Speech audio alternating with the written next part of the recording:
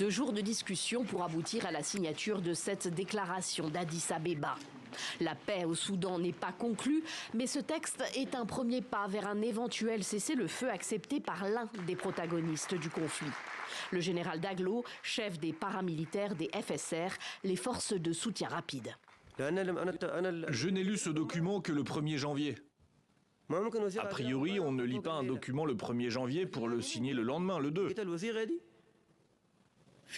Mais je n'ai pas d'intention cachée. J'ai vu que le texte prévoyait l'arrêt de la guerre, ce que je recherche, donc si l'armée venait avec ce même document, je le signerais immédiatement. Lui se dit prêt à négocier avec l'armée pour trouver un règlement politique au conflit qui les oppose depuis bientôt 9 mois.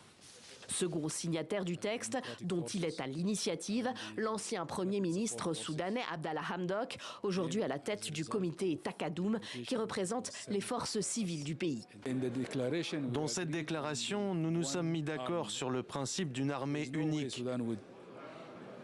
Je pense qu'il n'y a aucune chance que le Soudan reste un pays pacifique si nous avons cette multiplicité d'armées.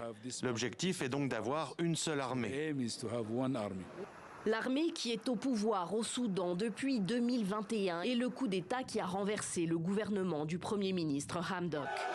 Le 15 avril dernier, le chef de l'armée, le général Al-Bourhan, et son second, le général Daglo, patron des redoutés FSR, retournent leurs armes l'un contre l'autre. Depuis, les 2 hommes ne se sont plus rencontrés et le Soudan a sombré dans le chaos. La capitale, Khartoum, majoritairement contrôlée par les FSR, reste inaccessible. Des millions de ses habitants y sont toujours piégés. L'ONU estime qu'au minimum 12 000 personnes sont mortes dans les affrontements. Plus de 7 millions d'autres sont déplacés, ce qui fait de cet exode le plus grand déplacement de population au monde. En tout, près de 25 millions de personnes ont besoin d'aide humanitaire dans le pays, soit plus d'1 Soudanais sur 2.